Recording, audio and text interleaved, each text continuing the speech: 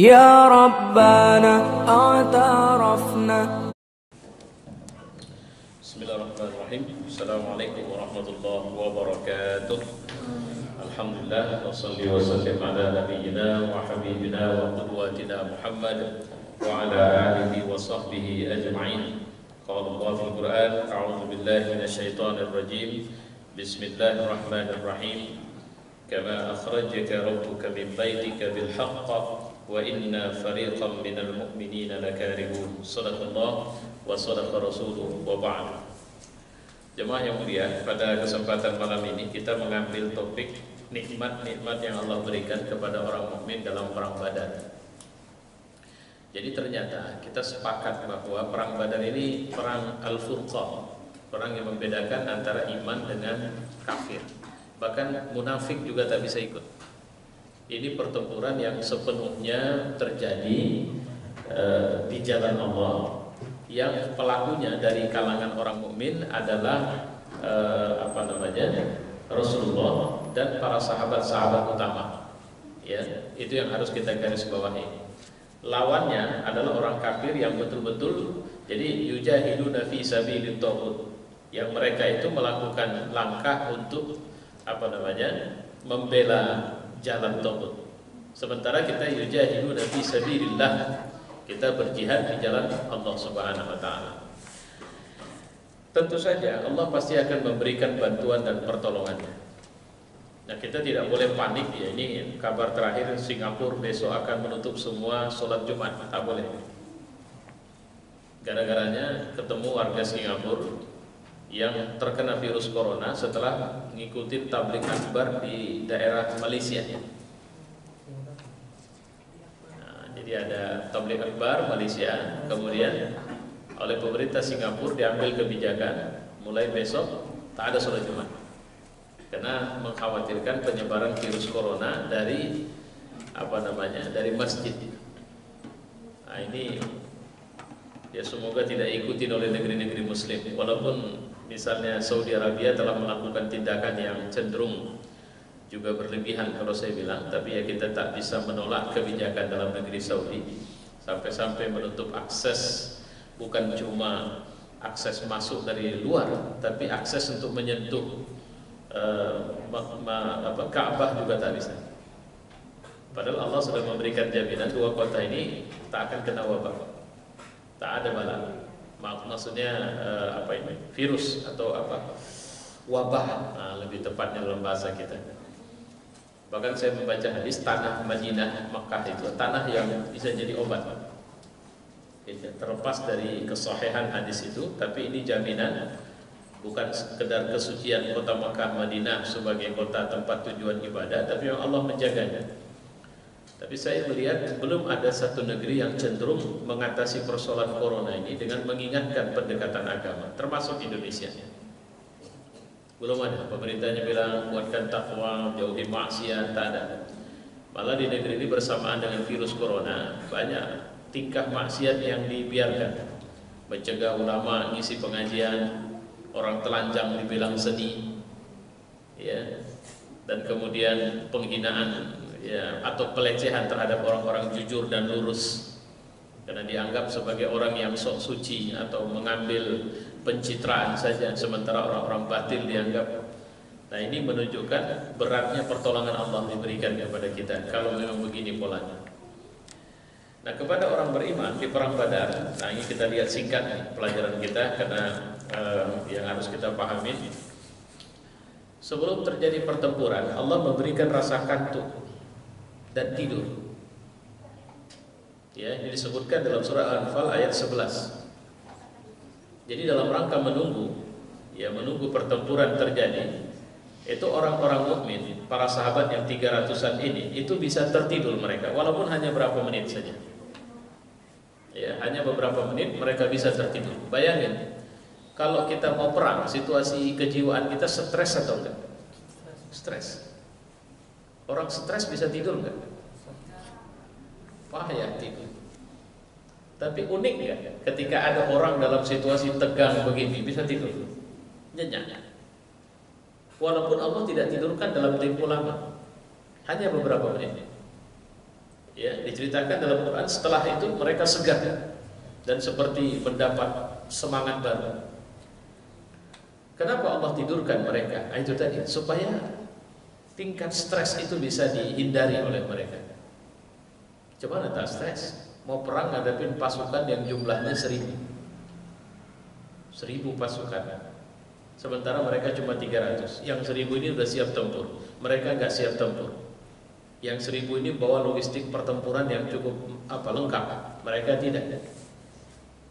Ini kan ceritanya, makanya mereka mengatakan bahwa mereka ini yujadilunaka fil haqq ba'dama tabayyana ka'annama yusaquna ila al-maut. Mereka mengira ini sama aja kita mau dibunuh Allah ini dalam pertempuran Badar. Masa kita, ya sama seperti kita disuruh ngadapin orang, dia pegang pistol, kita nggak pegang apa-apa, tapi harus bunuh dia gitu. Jatuhkan dan kalahkan dia, nggak logis itu. Makanya Allah memberikan kekuatan kepada mereka, yaitu supaya fisik mereka ini kan lelah dari Mekah menuju Badar ini melelahkan. Ya Badar ini kenapa harus di Badar? Karena memang info yang didapat pasukan Quraisy yang keluar dari Mekah itu akan menuju Badar. Targetnya kalau nggak perang sama Nabi Muhammad, mereka mau show of force untuk menunjukkan opini bahwa mereka kuat, supaya jangan macam-macam Muhammad. Ya, sehingga mereka tunjukkan kekuatan. Mereka menginap beberapa hari. Semangatnya apa? Minum khamar. Nah, ini perlu saya sampaikan supaya para wanita mereka menyanyi. Nah, ini perlu saya sampaikan. Yang saya bilang perlu saya sampaikan. Dulu kerjaan penyanyi itu kerjaan orang rendah itu, bukan kerjaan orang mulia itu. Para penyanyi biasanya adalah budak, bukan orang merdeka. Dan yang paling sering dipaksa untuk menyanyi itu perempuan yang jadi budak. Nah, kalau sekarang, wah diserbu orang kerjaan penyanyi. Bahkan ada orang tua yang sampai berdoa ketika anaknya ikut audisi lagu dangdut, konser dangdut Indonesia, festival dangdut Indonesia. Wah doa, ya Allah mudah-mudahan berilah dia kemenangan. Padahal anaknya hampir telanjang di atas pentas itu. Tapi dia bilang, ya Allah tolonglah bantu. Kira-kira doanya makbul gak? Ada orang bermaksiat dia minta tolong sama Allah supaya maksiatnya mulus. Kan aneh. Ya. Nah, jadi saya perlu sampaikan supaya bidu-wanita kita bisa menyanyi. Siapa yang dimaksud oleh Abu Jahal biduan mereka? Itu adalah para budak perempuan mereka. Gak ada profesi penyanyi itu dilakukan oleh orang merdeka. Itu bukan pekerjaan di zaman itu ya, pekerjaan orang terhormat itu. Tidak. Nah, ini perlu saya sampaikan. Sehingga di saat orang pasukan Islam bisa tidur, pasukan musuh itu stres. Mereka tegang. Jadi satu sisi kita bisa nyaman, bisa ketidur. Bahkan tidurnya itu kalau dibilang ini pedang, begini. Jadi kepala pedang itu, itulah mereka bertandar di situ. Jadi tidur bukan sambil geletak, tidur sambil terduduk. Tapi hasilnya seperti orang yang tidur cukup. Itu karunia dari Allah Subhanahu wa taala. Ini yang pertama. Yang kedua, Allah menurunkan hujan. Itu disebut dalam surat Al-Anfal juga ayat 11. Kenapa Allah turunkan hujan? Jadi biasalah kita kalau mau perang di jalan Allah, setan-setan pun nggak akan terima itu. Kita kalau lurus, kadang-kadang setan itu nyamar jadi ustadz, jadi kawan kita, jadi ulama, jadi pejabat, jadi begitu ya. Dan kemudian memberikan statement-statement yang melemahkan kita, sehingga kita akhirnya misalnya begini, kalau kau memang ikhlas gak mungkin lah kau ikut perang. Apain perang? Itu kan bicara rampasan perang, itu kan bicara harta. Kalau kita memang cari duitnya kalian, cari hartanya kalian bilang lillahi ta'ala. Rampasan perang juga yang kalian cari, gak usah ceritalah. Bicara kebangkitan, bicara umat, kira-kira begitu. Ini bahasa setan ini sebenarnya, dengan tujuan melemahkan. Ya, manalah mungkin kalian bisa menang? Karena kebetulan ada sahabat yang waktu tidur entah cemana bisa pula mimpi. Ya, mimpi basah. Mimpi basah harus mandi. Persoalannya sekarang ternyata di Badar tidak ada air. Mau bagaimana? Air tidak sedikit. Mereka saja wudhu saja sampai harus 1 ember bagi sekian. Sementara tidak sedikit mereka yang mimpi basah. Setan bilang apa? Bagaimana mungkin Allah mau menolong kalian? Kalian saja junub. Apa yang terjadi? Allah turunkan hujannya. Hujan yang tidak deras, tapi cukup membasahi mereka dan cukup. Jadi kalau tanah berdebu, debu tanah itu hilang. Jadi kalau di Medan itu udah payah jadinya. Cuma kalau di kampung nampak itu dari gini. Hujan itu turun, lembat, tapi diserap habis oleh tanah. Itu hujan nikmat. Kalau Medan ini hujan, lembat, selesai, banjir. Nah, itu dia. Ini diserap. Jadi hujan ini turun di kalangannya orang beriman dan turun di kalangan orang kafir. Cuma di kalangan orang kafir, hujan lebat selebat-lebatnya, tanah becek. Orang beriman, tanahnya nggak becek. Jadi debunya aja yang hilang, tanahnya jadi keras. Sehingga mereka melangkah lebih cepat berjalan. Pertama, untungnya mereka bisa lebih cepat jalan. Orang Quraisy tidak cepat. Kenapa? Tanahnya becek. Satu itu. Kedua, mereka tidak ragu lagi karena mereka sudah mandi. Itulah yang sampai sekarang saya hafal yakin bahwa peristiwa 212 2016 akhir itu nasrun minallah, ada pertolongan Allah.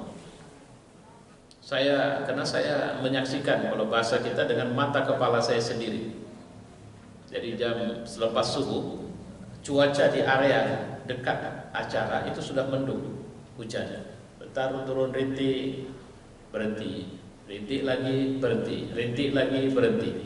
Jelang sholat Jumat dimulai, khatib mulai naik ke mimbar, hujan turun lebih deras. Tapi telinga saya tidak dengar gelunduk, tidak dengar petir, tidak dengar. Hujan turun lebih deras. Saya waktu itu duduk pakai jas hujan. Bisa dibayangkan antara dua paha ini air itu masuk dan tertampung. Yang kalau saya ambil wudhu di situ bisa. Kenapa Allah turunkan hujan? Bayangin, ada 7 juta orang lebih mau cari wudhu di mana kalau Batam? Memang disediakan tempat wudhu, tapi apa mungkin bisa menampung jumlah jutaan orang untuk ambil wudhu? Apa solusinya? Panitia tidak disuruh Allah, bingung. Allah turunkan dari langit solusi. Nah itu maka saya hakul yakin itu pertolongan Allah itu. Ya, makanya orang-orang yang hadir di ya masya Allah, orang-orang yang hadir di acara itu, mudah-mudahan mendapat berkah hidayah, ya, perlindungan dari Allah Subhanahu Wa Taala. Mudah-mudahan bisa istiqomah terus. Dan saya melihat rata-rata semuanya istiqomah. Ya, mereka yang hadir di acara sana itu. Nah ini terjadi.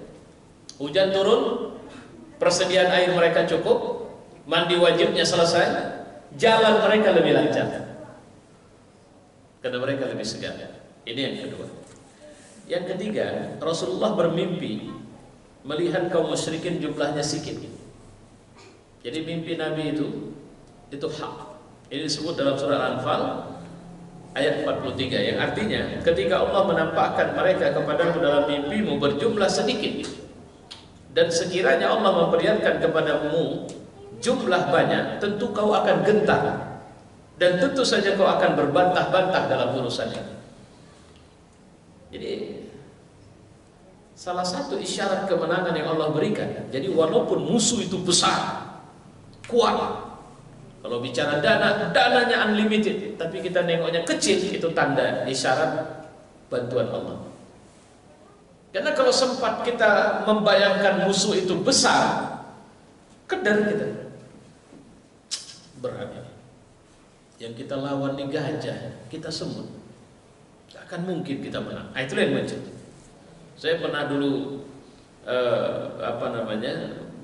berdiskusi, bukan berdiskusi, tapi surok lah, musyawarah dengan orang yang pikirannya kayak begitu. Saya bilang, ngapain kita kumpul kalau Anda punya semangat seperti itu?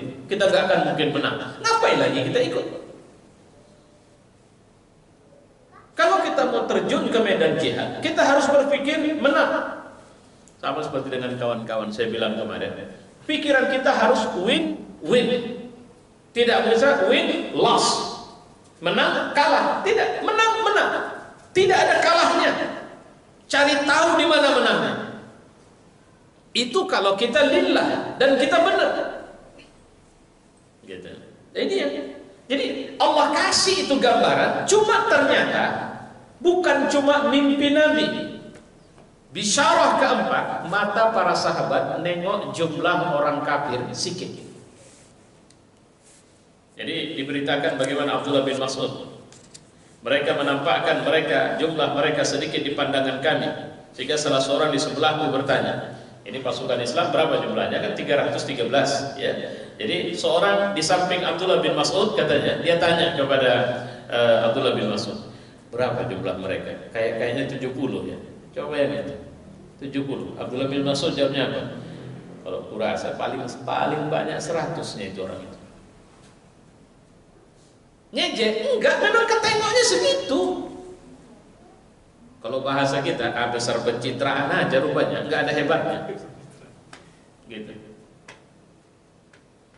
Berapa aslinya? Ketangkap salah satu musuh setelah tempur. Tanya orang ini, berapa kalian sebenarnya? 1000. Kejut mereka. 1000? Kenapa tertengok kami cuma 100? Hilang 10 kali lipat. Itu cara Allah.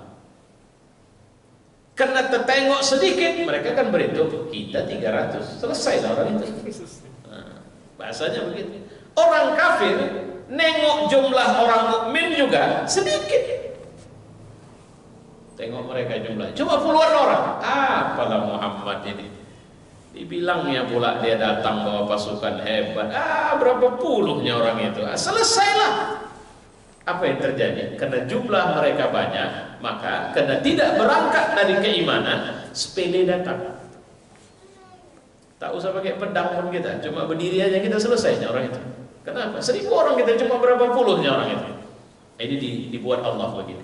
Ini diceritakan Allah juga ya dalam surat Al-Anfal ayat 44. Ketika Allah menampakkan mereka kepada kalian, ketika kamu berjumpa dengan mereka berjumlah sedikit pada penglihatan, dan kamu ditampakkannya berjumlah sedikit pada penglihatan mata mereka, karena Allah hendak melakukan urusannya, dan hanya kepada Allah lah dikembalikan segala urusan. Kalian nengok mereka sedikit, tapi karena sedikit kalian nengoknya dengan keimanan, semangat tempur kalian makin tinggi.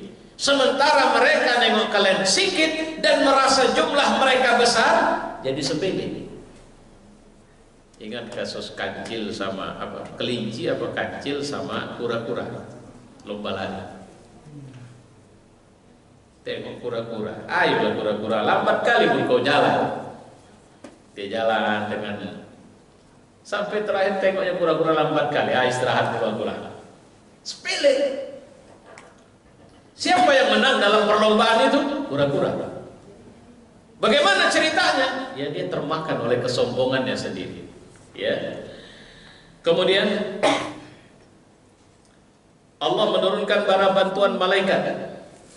Ini disebutkan dalam surat Anfal ayat 9.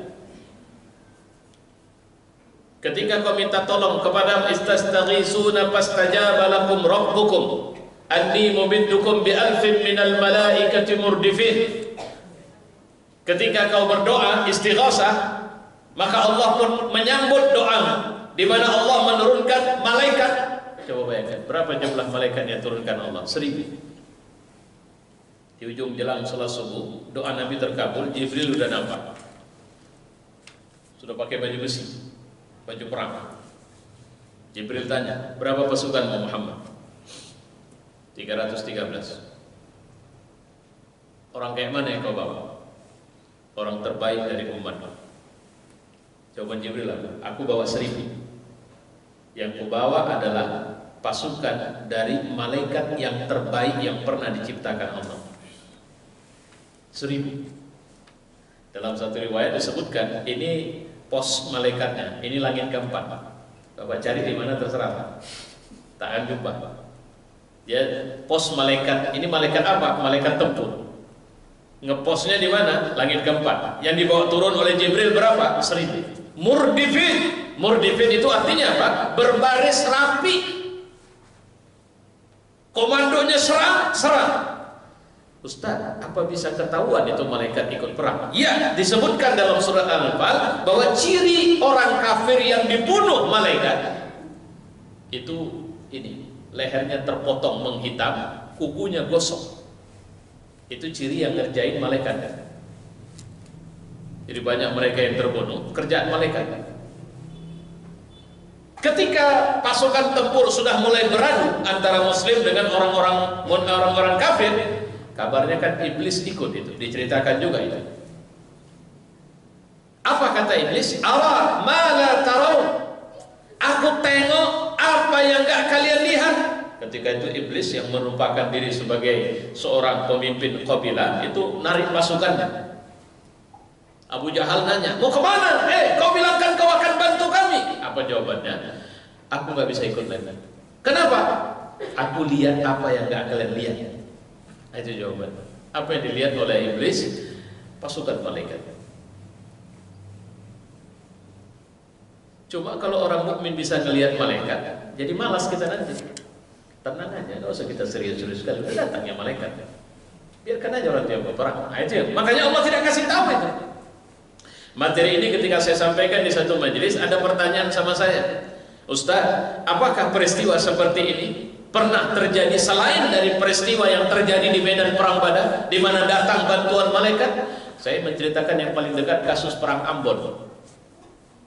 Waktu tahun berapa? Setelah reformasi terjadi pecah perang umat Islam dengan Kristen di Ambon. Itu sempat Masjid Al-Fatah di Ambon mau diserbu. Ya, saat masjid besar di Ambon itu mau diserbu, umat Islam di dalam sudah ketakutan. Tapi penyerbu begitu masuk halaman, mundur lagi ke belakang, berlarian kupak kabit, lintang pukang. Umat Islam dalam masjid heran, nengok mereka lari, keluar, kejar, ketangkap satu, ditanya, kenapa kalian balik? Jawabannya, kami nggak tahu, tiba-tiba dari masjid keluar ribuan jumlah anak-anak yang membawa rotan dengan jubah putih menyerang ke arah kami tanpa rasa takut. Sementara orang di masjid nggak ada lihat anak-anak seperti itu. Itu nasrun min Allah, itu pertolongan malaikat. Kemudian memasukkan rasa gentar ke dalam hati orang kafir. Allah memenuhi hati mereka dengan rasa gentar terhadap orang mukmin hingga mereka panik dan berpencar ke segala arah. Ini disebutkan dalam surah Al-Anfal ayat 12-13. Tangan mereka yang piawai menempa, menimpakan berbagai siksa kepada kaum mukmin dan mukminat di Mekah, tak berdaya waktu itu. Kenapa mereka panik? Lihat keberanian orang mukmin. Kenapa mereka panik? Karena sebenarnya mereka tidak satu komando. Jadi sebenarnya semua syarat untuk menang dikasih Allah, cuma satu saja. Kita udah cukup syarat untuk menang, memenangkan pertempuran. Orang-orang yang menjadi musuh kita udah cukup syarat untuk dikalahkan. Cuma kita udah cukup syarat untuk menang. Itu masalah.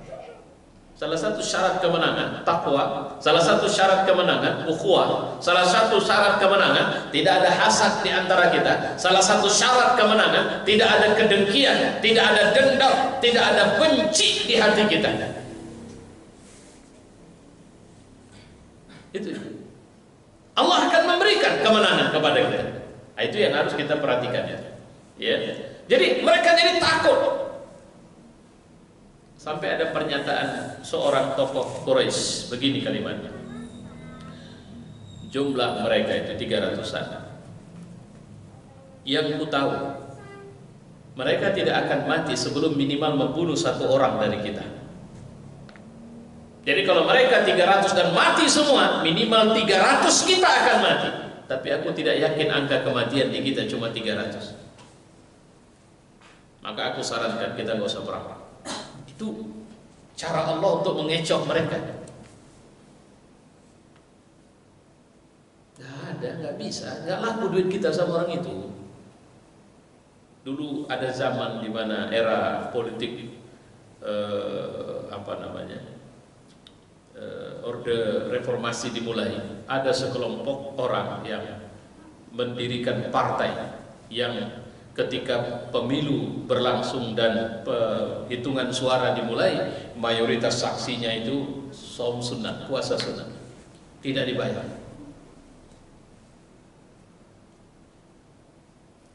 Orang kaos dikasih, mereka kaos mereka kasih supaya tolong sablonkan. Aku mau lambangnya dikasih.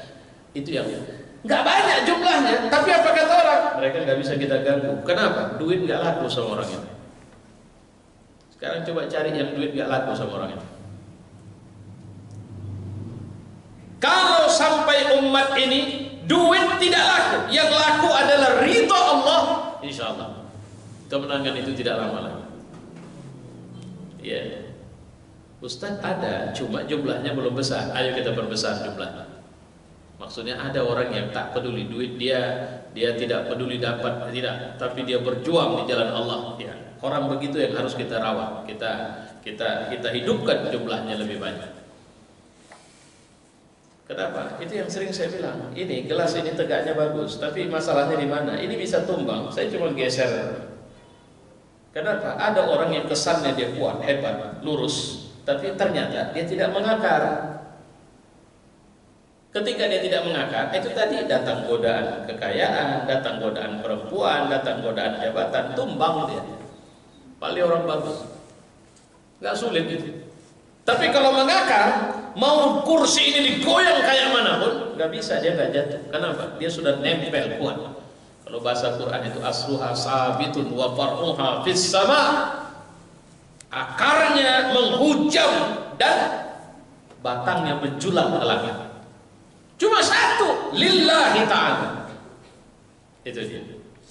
Kemudian ada peristiwa Rasulullah mengambil pasir dan melemparkan ke pasukan Quraisy. Nah, ini juga mukjizat yang dimiliki Rasulullah. Karena pasir yang dia lempar segenggam itu kena ke semua mata orang kafir Quraisy.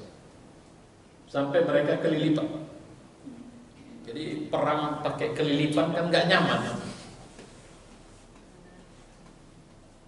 Tidak ada satu mata pun. Ustaz benar nanti lihat surah Al-Anfal ayat 17. Itu diceritakan. Tidak ada satu mata pun yang kecuali, makanya ada kalimat, bukan kau yang melempar kalau kau melempar itu, tapi Allah lah yang melempar itu. Karena begitu lemparkan Nabi, angin pun bertiup. Coba bayangin, semua mata minimal satu pasir masuk dan semuanya kelilipan, sambil perang sambil kelilipan. Apa nggak mudah nebas lehernya? Ya, begitulah Allah memberikan kemenangan itu. Jemaah yang mulia, ini hanya catatan-catatan bisyarah yang Allah kasih untuk kita lihat. Jangan pernah takut melakukan perjuangan di jalan Allah. Jangan pernah takut untuk memberikan pembelaan kepada agama Allah. Jangan pernah cemas dan khawatir bahwa Allah tidak tolong kita. Bukti Allah tolong kita, kita tidak keluar dari jalur yang benar. Saya pikir ini poin. Wallahu a'lam bishawab. Wassalamualaikum warahmatullahi wabarakatuh. Ya Rabbana a'tarafna